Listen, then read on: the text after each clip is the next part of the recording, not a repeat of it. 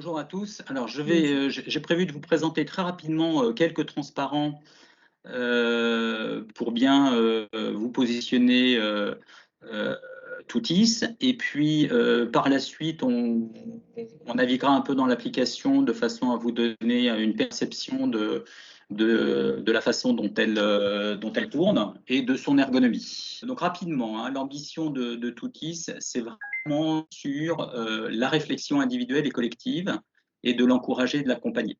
L'objectif, la finalité, c'est de renforcer le développement continu des compétences au sein des entreprises, des organisations, etc.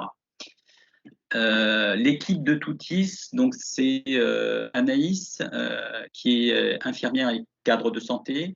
C'est elle qui a imaginé et conçu l'application à partir de son expérience sur la VAE, entre autres, et également sur les entretiens d'explicitation, sur l'analyse de pratique. C'est inspiré dans la conception de la plateforme.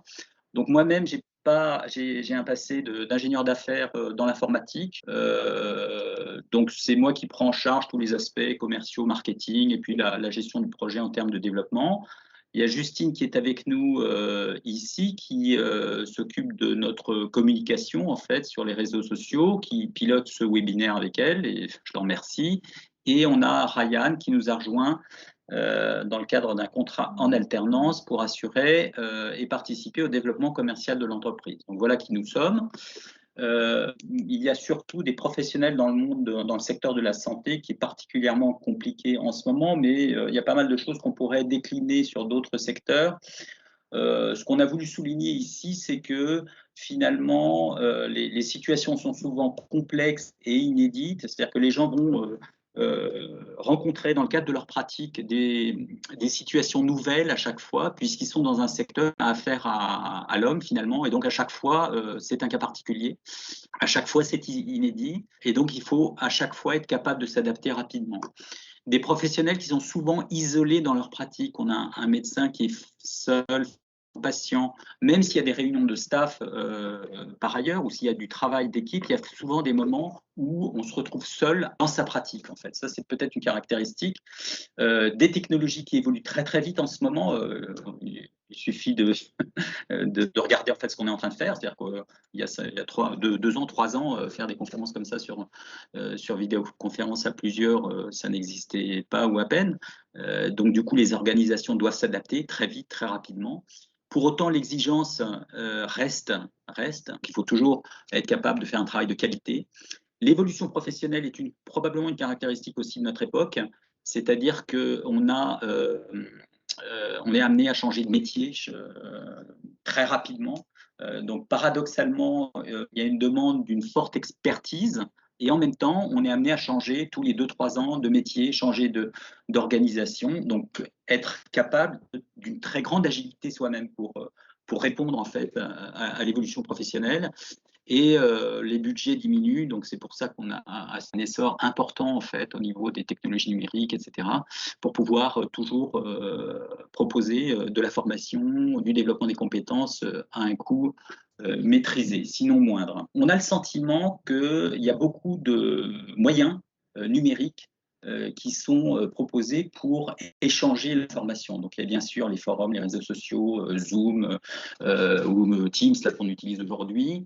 Mais finalement, il n'y a pas forcément beaucoup de moyens numériques pour supporter la réflexion collective.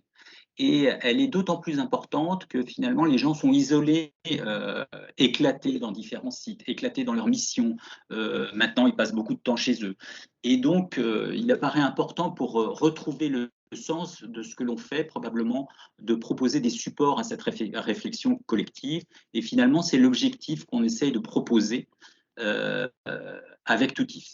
Comment renforcer la posture réflexive et la finalité, c'est l'amélioration de la qualité des pratiques. Le projet Toutis, donc là, je vous rappelle pour mémoire quelque chose que vous avez sans doute déjà vu passer sur les réseaux sociaux, qu'on appelle la pyramide de l'apprentissage. En fait, l'idée de cette pyramide, c'est que finalement, plus on descend dans la pyramide, mieux on retient en fait ce que l'on apprend. Donc, si on assiste à un cours magistral, ce qu'on va retenir de ce cours magistral au bout de quelques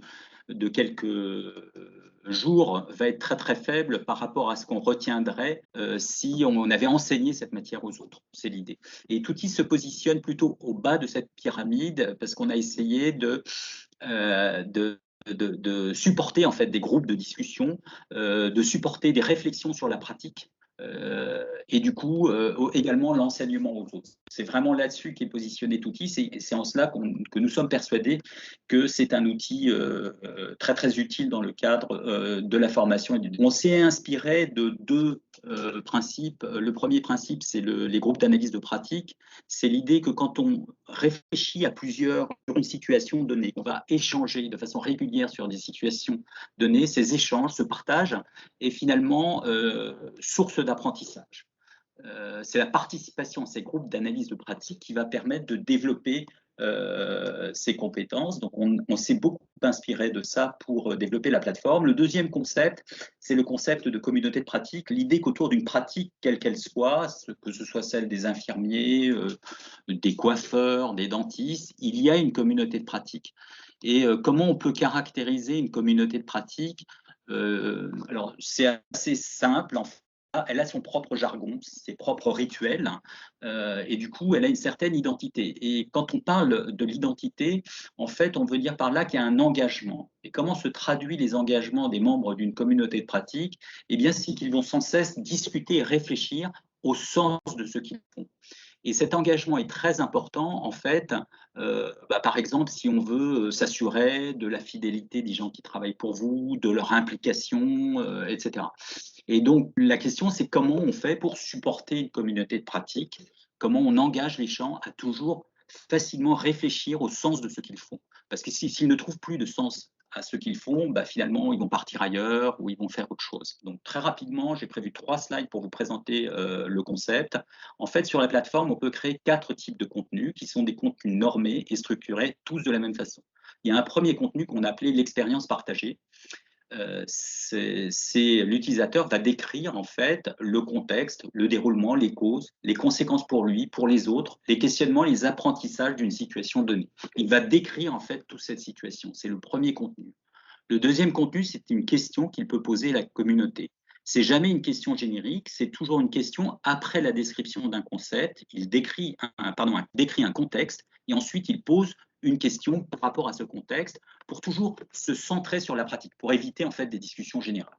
Et le seul moyen de réagir, c'est de créer ce qu'on a appelé un si alors. Alors, on peut créer un si alors à partir de rien du tout, ou bien on va réagir par rapport à un contenu existant. Et le si alors a toujours la même structure. Si il se passe ceci, alors voilà ce que l'on peut faire. Et c'est là qu'on va retrouver les conseils, les recommandations, etc. Associer un si alors, éventuellement, si on le souhaite, un lien vers une ressource Internet.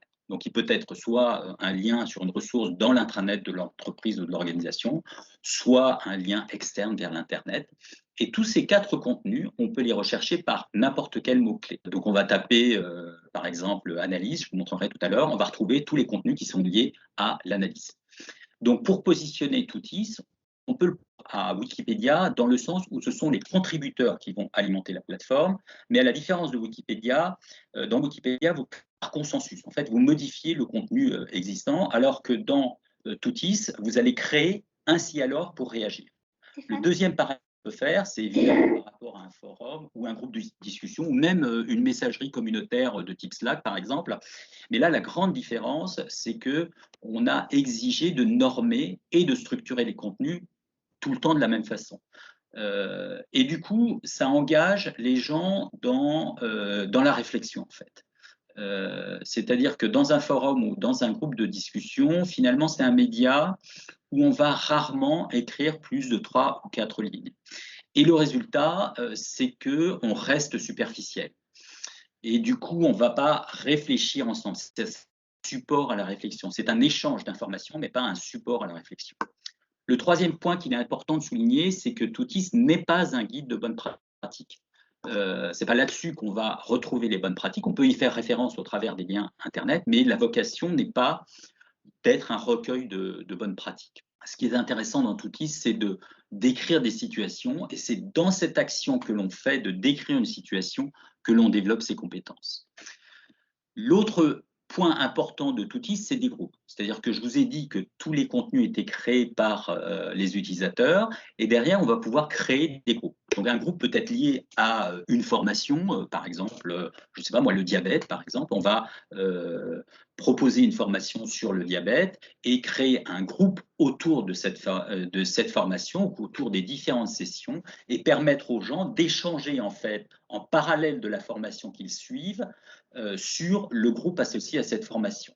Ça peut être lié à une thématique, par exemple, je ne sais pas moi, le soin, l'autonomie des personnes âgées, ça peut être un service, par exemple un service d'oncologie dans un hôpital, ça peut être une fonction, ça peut être un métier, ça peut être tout ce qu'on veut. Ce qu'on définit quand on crée un groupe, c'est qu'on va définir ses modalités d'accès. Donc, est-ce qu'on ne peut accéder sur un groupe que sur invitation ou est-ce qu'on peut demander à un groupe et c'est les administrateurs du groupe qui vont autoriser l'accès ou non, ou sinon c'est sur critères d'admission. Par exemple, on a un groupe dans Toutis qui est le groupe des soins infirmiers. Dès lors qu'on s'engage à être, enfin s'engage, dès lors qu'on assure qu'on est soit infirmier, soit étudiant en soins infirmiers, on est membre de ce groupe. L'engagement et la modération dans chacun des groupes est assuré par les administrateurs et animateurs, les membres du groupe. C'est-à-dire que quand on crée un groupe, on est administrateur du groupe et on va ensuite définir qui sont les modérateurs et les animateurs en lien avec les administrateurs. Donc la modération au sein d'un groupe est assurée par le groupe lui-même. Avec un abonnement, et une même personne peut être membre de plusieurs groupes. Elle peut être membre de son groupe dans le service dans lequel elle travaille, par exemple, membre d'un groupe parce qu'elle a participé à une formation, etc. Et pour créer un groupe, c'est très simple. Il suffit de créer le groupe, définir les conditions d'accès, présenter le groupe et ensuite inviter les membres. C'est tout ce qu'il y a à faire. Pour terminer, il y a 2 groupes publics dans Toutis, c'est-à-dire que dès lors que l'on s'inscrit dans Toutis, on a accès gratuitement à ces groupes sans aucune obligation d'achat. Le premier groupe, c'est le Toutis Soins Infirmiers. Donc pour ça, il faut assurer que l'on est ou étudiants en soins infirmiers, et la thématique du groupe, c'est la pratique des soins infirmiers. Et le groupe communauté Toutis, dès lors qu'on est utilisateur de Toutis, on accède à ce groupe d'utilisation de Toutis, avec pour nous l'ambition d'en faire un groupe centré sur l'organisation apprenante. Donc, je vais vous montrer maintenant à quoi ressemble Toutis. Donc ça, c'est l'écran d'accueil de Toutis. C'est-à-dire que quand on rentre, après avoir saisi son login, on tombe sur Toutis, sur une fenêtre sur laquelle on va retrouver tous les contenus qui ont été créés dans les groupes auxquels on appartient. Donc, je peux consulter, par exemple, uniquement les expériences partagées ou uniquement les si alors, ou je peux faire une recherche ici. Si par exemple je tape analyse, je vais retrouver tous les contenus, voilà, tous les contenus, il n'y en a qu'un seul, qui ont ce mot-clé ou ce début de mot-clé parmi les mots-clés. Donc qu'est-ce que c'est qu'un contenu? Là, on voit une expérience partagée. Donc, qui a été créé par Stéphane, qui est son titre, c'est la découverte inattendue durant un groupe d'analyse de pratique.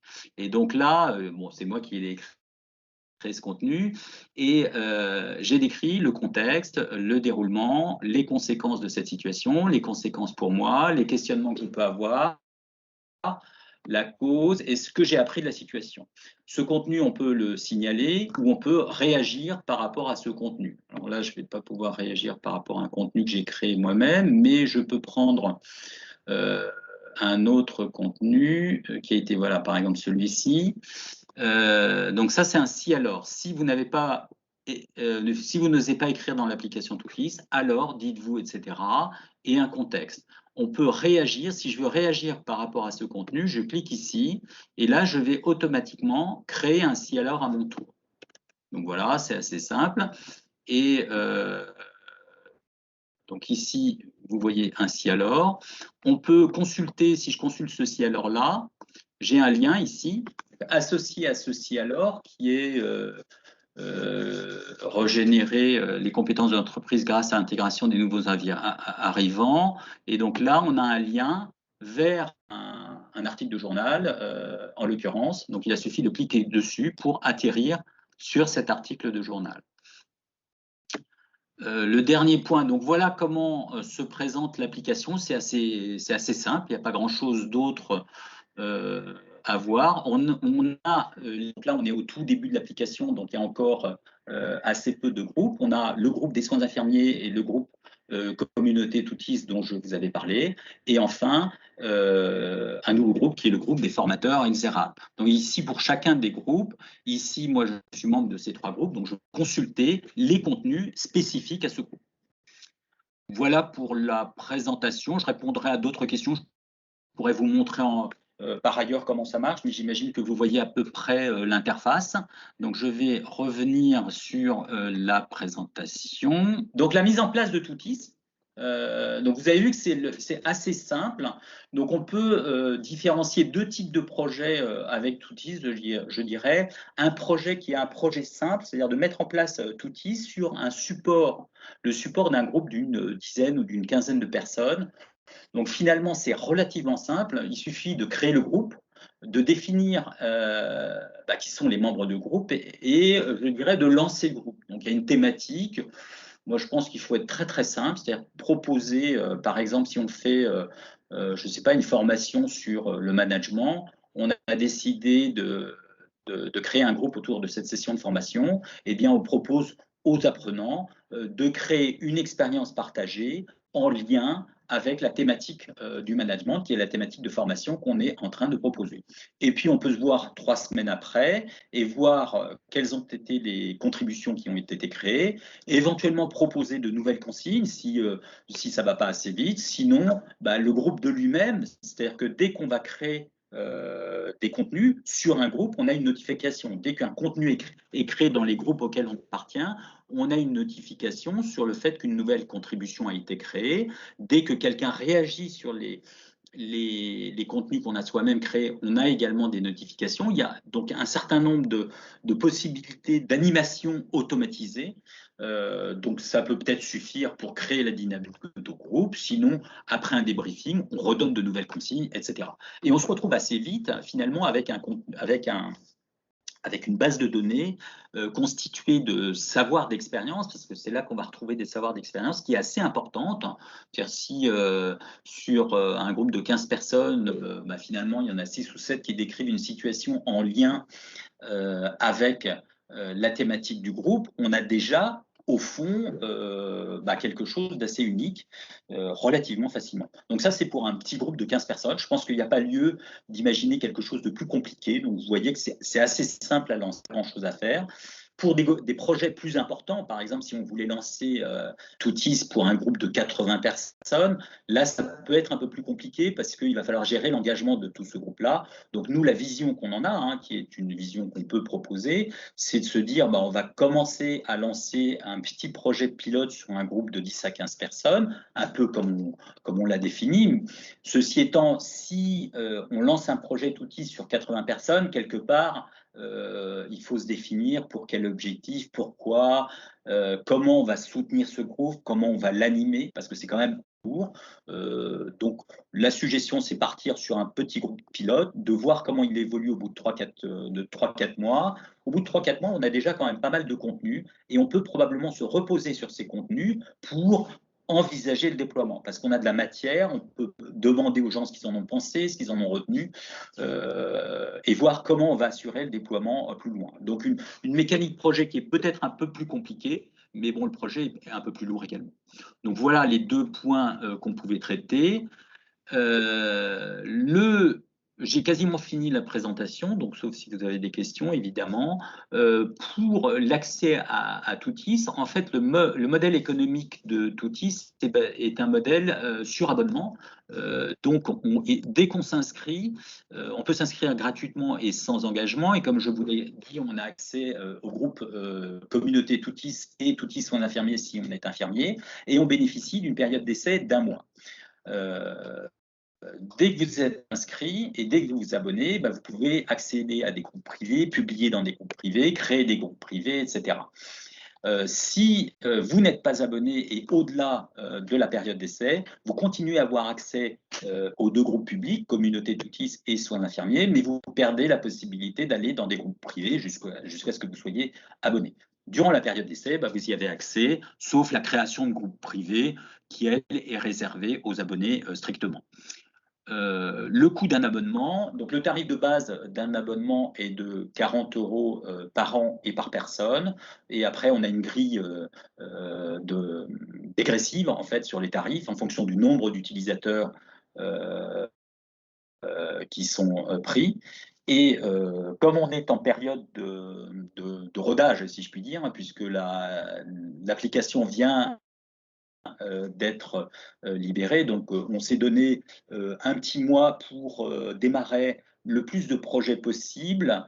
Donc on cherche nos premiers clients et donc on propose jusqu'au 15 février une remise de 50% sur le tarif qui vous est présenté ici.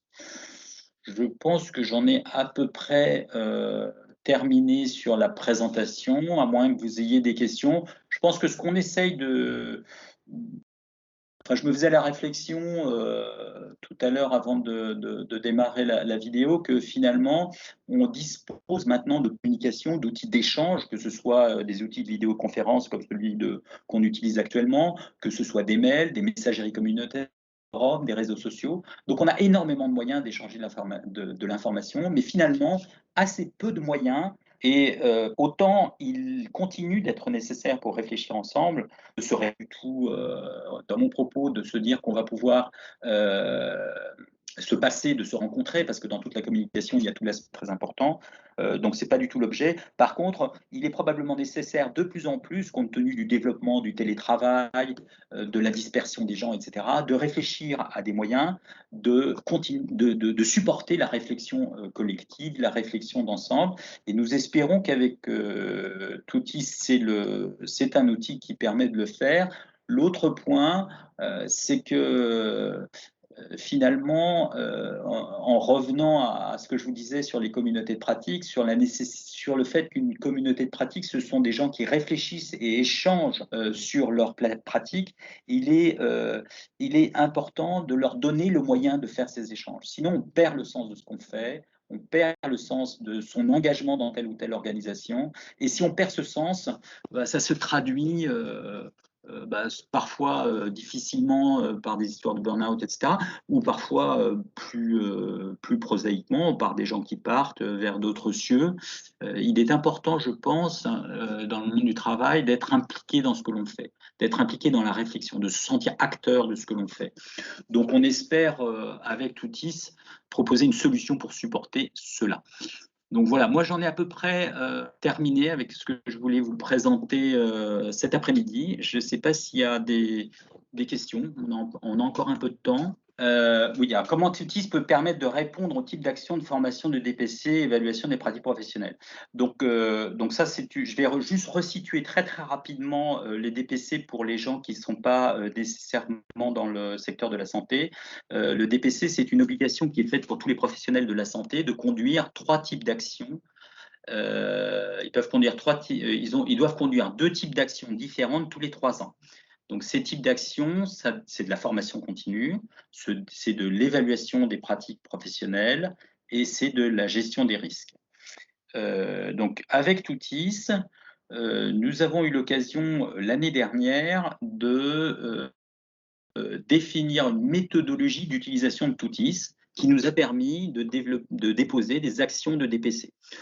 Pour le faire très court, et très simple, ce qu'on a proposé, c'est en gros de dire vous écrivez une situation partagée, vous posez 2 questions, vous répondez, vous créez 3 si alors en réponse à 2 questions posées, et si vous faites tout ça, on a considéré que vous avez évalué votre pratique pendant cette heure. Donc ce cheminement, on ne l'a pas fait par hasard, on s'est beaucoup inspiré de la fiche de la HAS sur l'analyse de pratique. Donc ça, c'est ce qu'on avait fait il y a 1 an. Les conditions se sont un peu durcies. Donc il faut sans doute maintenant, je pense qu'on ne peut pas se contenter d'utiliser Toutis et uniquement Toutis pour faire de l'évaluation des pratiques professionnelles. Il y a une nécessité probablement de coordonner la réflexion, peut-être au début, à la fin, Donc commencer par donc ça pourrait être un parcours du genre on demande à tous les apprenants d'une session de décrire une situation professionnelle qu'ils ont vécue. Ensuite, on peut faire une réunion sur Teams, par exemple, où on va demander à tous les participants de cette action de DPC d'avoir lu toutes les situations d'une part, et d'autre part, de choisir l'une des situations pour réfléchir tous ensemble et faire des recherches par rapport à cette situation. Donc, du coup, cette réunion de coordination va permettre de choisir la situation. Donc, c'est peut-être une réunion de Zoom de 1 heure ou Teams de 1 heure. Et ensuite, chacun repart, crée des si-alors, fait des recherches. Donc, va créer des si-alors avec des liens Internet vers des références scientifiques, par exemple, hein, poser des questions, etc. Et à la fin, une nouvelle coordination pour refaire peut-être une synthèse de tout ce qui a été écrit, avec également pour chacun des apprenants la nécessité avant et après d'évaluer, un, où il en est, et deux, de définir comment évaluer et comment il voit sa pratique évoluer. Donc voilà, c'est un cheminement probablement hybride, à la fois en synchrone, pas nécessairement mais en tout cas en synchrone à un moment donné, peut-être sur 2 réunions synchrones, le reste avec Toutis, avec des documents complémentaires. Et je pense qu'on devrait arriver à faire valider des actions d'évaluation des pratiques professionnelles, des actions de PP. Après, les actions de PP, ce sont des actions de PP seules, soit ce sont des actions en complément d'une formation, par exemple, et dans ce cas-là, on est en train de déposer un programme intégré de DPC. Donc ça, c'est une piste. On a fait une expérience avec l'une d'entre vous. Il y a eu un premier retour de la NDPC qui était en l'occurrence défavorable, mais en y réfléchissant, je pense que pourvu qu'on place ces réunions synchrones, on devrait pouvoir arriver à valider ce type d'action. Voilà. Donc, je ne sais pas si j'ai bien répondu à la question ou s'il y avait d'autres questions par rapport à ça. Alors après, c'est une là-dessus, je pense que c'est à chaque organisme de formation qui mettra en place ces actions de DPC, de définir lui-même la méthodologie qu'il utilisera, la méthodologie d'utilisation de Toutis. Nous, on a des idées assez claires sur le sujet, mais la méthodologie d'utilisation, enfin, qui sera déposée, le sera par l'organisme de DPC, et c'est à eux de finaliser ça. Hein. Oui, bien sûr, et la trame, on la fera et on réfléchira avec nos partenaires ensemble. Il y a aussi tout l'aspect validation scientifique, en fait, hein, qui est également important. C'est-à-dire que je pense que la NDPC a aussi, mais ça c'est bien assuré par Toutis au travers du rôle des modérateurs et des animateurs des groupes. Ils ont la volonté de s'assurer qu'il y a une vraie valeur ajoutée scientifique ou de formation au travers de l'action de DPC qui est déposée. Comment gérez-vous le RGPD? Alors le RGPD, en fait, tous les contenus sont anonymisés. Vous avez pu voir qu'ils étaient anonymisés. Donc nous, au niveau du RGPD, les seules données que l'on a, c'est l'adresse mail, le nom et le prénom. Donc c'est tout ce qu'on a dans l'application. Donc ça, bien sûr, on a fait tout ce qu'il fallait au niveau RGPD pour dire qu'on avait ces données-là. Par ailleurs, pour être tout à fait complet, on crée un groupe. L'administrateur du groupe a la possibilité d'extraire de la base de données les adresses email des membres du groupe qu'il administre. Donc on a laissé cette possibilité pour que chaque animateur ou administrateur des groupes puisse aller au-delà de l'animation automatisée qu'on propose. C'est-à-dire que nous, on a un certain nombre d'animations automatisées. Par exemple, quelqu'un va réagir sur mon contenu, le créer, je vais avoir une notification qui va me dire bah tiens, il y a une réaction sur ton contenu, donc je vais pouvoir aller voir. Ceci étant, on peut, au niveau d'un groupe, se dire bah tiens, je serais intéressé à ce que tous les membres de mon groupe réfléchissent à tel type de situation. Et donc je leur envoie une demande à tous les membres de mon groupe. Donc pour faire ça, on peut extraire tous les membres de son groupe et du coup utiliser un outil de emailing ou ce qu'on veut pour donc ce qu'on extrait. Et donc ça, c'est bien explicité également et dans la charte d'utilisation et dans les règles RGPD qu'on a définies sur la base de données d'outils. Donc voilà, je ne sais pas s'il y a d'autres questions. Non, mais merci en tout cas pour moi de cette présentation qui montre que vous avez été encore un peu plus loin que la dernière fois. Bravo. D'accord, ben merci. Donc maintenant, ce qu'on a essayé d'expliquer rapidement, c'est qu'au fond, on peut lancer un projet d'outils très très simplement. En fait, hein. C'est assez simple de créer un groupe de 10, 8, 10, 15 personnes et puis de lancer l'outil sur ce groupe. Donc voilà.